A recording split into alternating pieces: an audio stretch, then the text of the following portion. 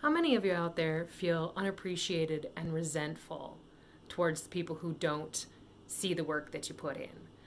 Hi, welcome to Misfit Grit. Today we're going to talk about just that, resentment, as well as wild cherries. Yesterday my family and I picked quite a bit of wild cherries, and we are juicing them. So I'll get into all that, and we're going to talk about working class resentment as well as a movement that's withering on the vine.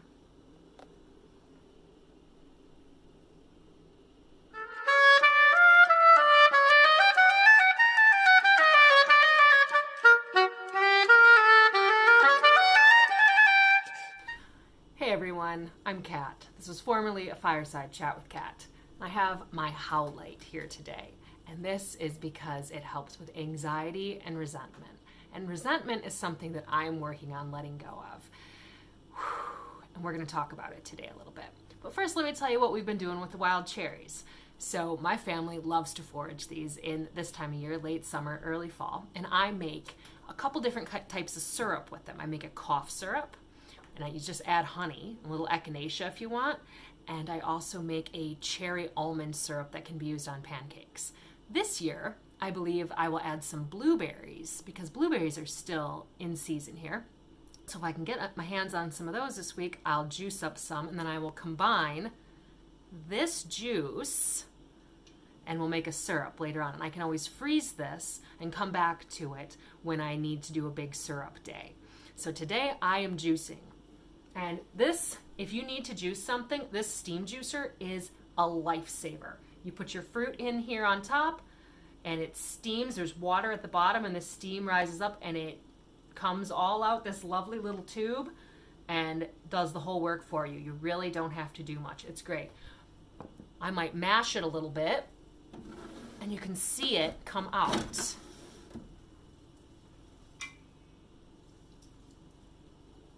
see if it'll perform for us.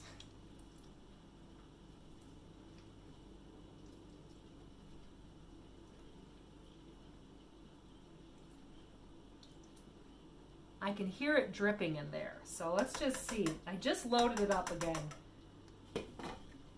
a little bit ago.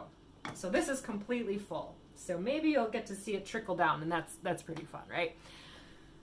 So go ahead and take a look at us foraging some wild cherries yesterday. And when we get back, I'm going to talk about this resentment issue, and we'll get through it.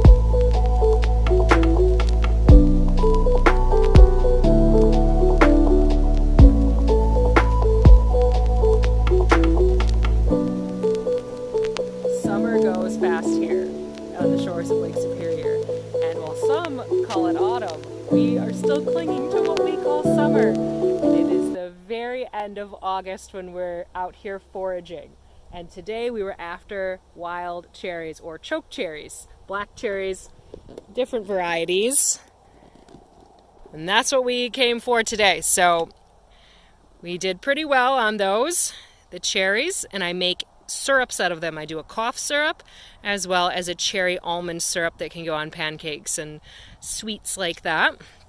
In here there's a little bit of lavender as well as some squash berries. And these weren't quite ready. Some of them were. I picked a few and we can make a little drink. One of my sons has a birthday in about a week, and so we can make a sweetened drink out of those. And then the plums were just starting. It's not a great year for plums. We've had some years where we have picked enough to fill entire bushel baskets, but we just picked a few today, and we'll come back in a couple weeks and get a few more, but not a real great year for plums.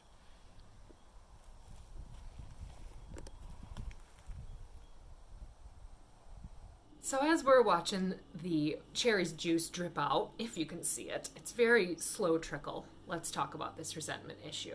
Hope you enjoyed watching us forage a little bit yesterday. It was a lovely day. So remember right after the election of 2024, and there was a ton of energy, at least for some of us. I know a lot of people stuck their head in the sand and just wanted to commiserate, but for some of us, there was a ton of energy, and I had it. I was ready. I was ready to fight like hell so that my children could have a good quality of life in a future. So I showed up. I showed up to meetings. I created a YouTube channel, something I could do from my house, and I wanted to share my skills. I started going to meetings, and in this local area that I live in a rural area in Michigan's Keweenaw Peninsula, way up in the, Lake Superior. So it's very rural, but we have a small couple of cities right here on the peninsula, and we also have Michigan Tech, and that influences the culture here quite a bit. So I started showing up to meetings of basically local Democratic parties, although I did, find myself involved a little bit with a tanky group, which is a far left socialist wannabe militia type group, and didn't quite recognize what I saw right away, and that caused some issues. And these two groups mingle a fair amount up here, and there isn't a lot of an activist group up here. There isn't a wide pool to choose from.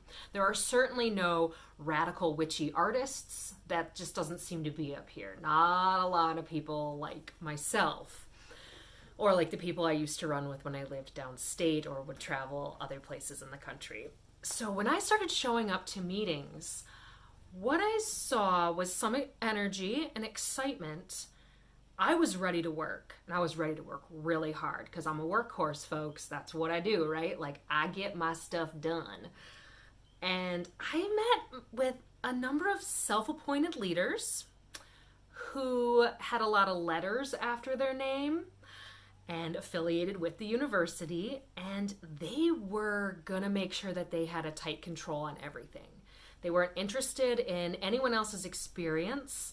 And I'm not saying everyone was like this. There's certainly good people involved, but the folks that were calling the shots, really clenching, really egoic, and they had an agenda.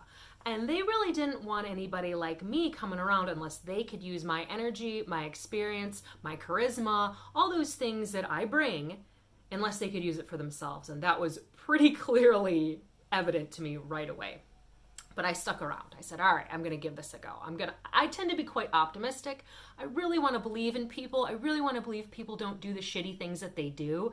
That's a struggle for me. I tend to find myself in really awkward situations because I kind of like prostitute myself out in that way, I guess. Like, I will try to come and do more for people than they're willing to meet me with, if that makes sense. So, it was just a refusal to listen to other ideas from the top-down leadership. It was very patronizing. I was spoken down to a number of times. I was kind of told how it has to be, and I just didn't really know what was going on. Okay. And it was very dismissive of any concerns that a person might have, how any improvements could be made, and it was extraordinarily self-righteous. Right? Keep in mind, these are really highly educated people with a lot of letters after their names, and they think they have it all figured out, and they certainly don't want some working class staying home mother telling them her ideas unless it benefited them. And there was a number of times where my connections in the community, my ideas, my videos, things like this, the energy that I bring was absolutely siphoned off of, even taken advantage of, and claimed as specifically one person's in particular. He was doing that. I could tell he was right away he was an opportunist, and he was gonna take what he could get from people and not give anyone any credit. So I was turned off, very disappointed. I tried to have a conversation with a leader, this particular leader that I'm speaking of, about wanting to get the working class involved. As I mentioned, I am of the working class. My husband is a mechanic. We own a small business. We also have a farm. We are financially in poverty. We have 5 children.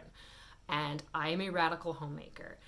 And our neighbors are working class. Our friends are working class. Like, we are in that world. We don't just come into contact with the working class when we need our dishwasher repaired. We are it. Our hands get stained when we pick our food and process it, not because we enjoy the experience, but because we need to eat. And that's the way we've structured our lives. So I brought up to this man, I said, hey, I really want to find a way to get the working class more involved. And he literally walked away from me. He couldn't even meet my eyes, and he walked away from me. And right then and there, I knew that that was not on the agenda for this group. I recognized that this was an elitist group, overeducated liberals who wanted only to exploit the working class. Does that sound familiar? Does that sound like perhaps why the working class has left the Democratic Party? Absolutely. I'm not stupid. And what I'm going to talk about a little bit now is why the Democrats have lost the working class, and I'm going to try not to get too personal.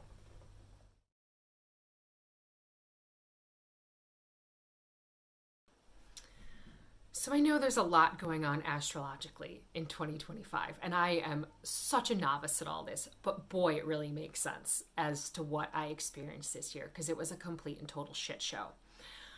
I had a number of concerns about what I was seeing in my local community with the resistance movement, and I tried to voice them to others, and many people did share my concerns, and some people did try to speak up as well. But ultimately, I was shut down and pushed out. But not before I was asked to go against my values in a number of different ways, a number of different times, by different people who wanted to, again, use my energy, use my expertise, use the fact that I fit a different demographic. That was one. I was a diversity. I was like a token diversity person for one group. And that did not sit well with me. And what that breeds is resentment. Because when somebody shows up and their heart, they have it, they're ready to give it, they're ready to give their energy, and they just get told to shut up, sit down, smile, get back to work, it's for the movement, do as you're told, you're not going to see people continue to show up. And I'm not the only person who left. I recognize that this was not just about me. This was a culture issue of the activist movement, particularly where I live. And I'm wondering if it's happening in other places, because I've heard a few things otherwise, and I do recognize that the momentum that we had 6 months ago in this country has completely withered on the vine. My predictions of what would be happening at late summer were totally off, but I won't get off topic. So I was resentful. I was angry that I was mistreated, that I wasn't valued, that nobody wanted to have conflict resolution to try to figure out how we could all meet each other halfway on the bridge and get the job done. Nope. It was just, I don't fit into the silo. I don't fit perfectly into what they want to see in an activist. Therefore, I'm of no use to them. So this is what has happened to the working class in the United States. They have been pushed out. They have been patronized. They have been told that they're not smart enough. And somebody came along on the right, a big, orange, flaming demagogue who said, I'll take you as you are. You are exactly what we need. And it worked. I have no interest in showing up to anything that the Democratic Party is putting on right now, because those people have no interest in me. And it was very clear in their silence. The working class isn't stupid. We know when we're being patronized and taken advantage of. We know when we're being asked to work longer hours and do the shitty jobs. We are well aware of that. We know when people with more education and letters after their name elbow us out from the table saying, we just don't understand what's happening and we need to just go fill our role. We get it. And that's why you're not seeing the working class show up in this movement. Where are we supposed to show up to? It's because everyone's in a silo. The left is so splintered, and if you don't Democrat properly or progressive properly in the correct silo, you are pushed out. You are on the fringe, and good luck to you. You didn't check all the boxes perfectly. How do you build a movement like that? How do you sustain a movement? You can't, and I know that damn well. So because I'm working on letting go of this resentment and trying to move through this, I want to reflect on what my accountability is in this situation and the lessons that I learned. So I need to learn how to manage my expectations better and recognize that not everybody's going to come to the table with as much energy, ready to get up and go, and just fierceness that I do. And in fact, that seems to be downright terrifying to certain people. So I need to manage that, and I am going to continue looking for my tribe, the people that I work well with. I do have some of you out there, and I appreciate each and every one of you. But to stop looking to like the mainstream culture to try to fit in with, because clearly I don't fit in. I'm a misfit. And there's a lot of people that I think feel the same way. I need to work with people, and this is a concept that I was speaking with my therapist about last week. She brought it up, meeting people halfway on the bridge.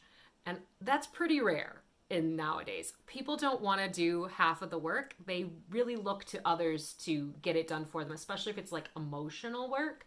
And I tend to attract people that don't want to always do that work. So instead of, I'm not going to go 55% of the way on the bridge anymore, or even 60, and certainly not 85% of the way on the bridge. I'm only going 50. I'm not giving anything out, and nothing is for free. That's just how it's going to be. And people need to be able to stand toe to toe in their own truth, in wholeness. And we don't all have to be perfect at all the time, but we have to be able to work out differences if we want to have any chance at a better country. And so in closing, it's very sad to me at the end of the summer of the first year of the second administration that we all are miserable about, that this is what it is. It's people are pushed out, and we really don't have a shot at redeveloping this country in a better way, because clearly the people who are in charge of it don't see the wholeness of those who would like to participate. And we're just not quite good enough, or we don't have enough letters after our name. And this is very disheartening to me. And I don't have a solution except trying to do the best that I can to be a whole person, help people create counterculture, a paradigm shift where we feel more comfortable in our completeness. We don't get so triggered and rigid and scared and need to dominate others to try to help ourselves feel better. Right? We can sit with discomfort. We can sit with all those shadow parts of us that often make it so difficult for us to get along. Right? If we had a little bit more self-awareness, I think we could get a lot further. But this country does not value self-awareness. This country values domination, exploitation, and self-absorption.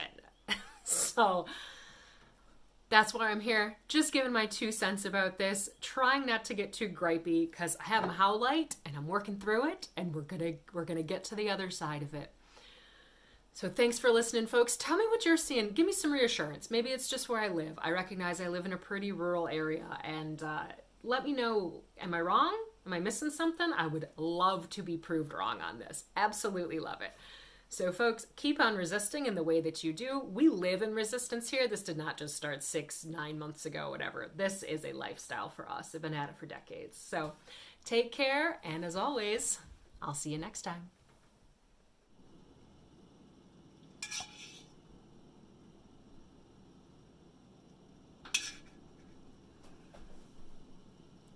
Oh yeah, that's satisfying.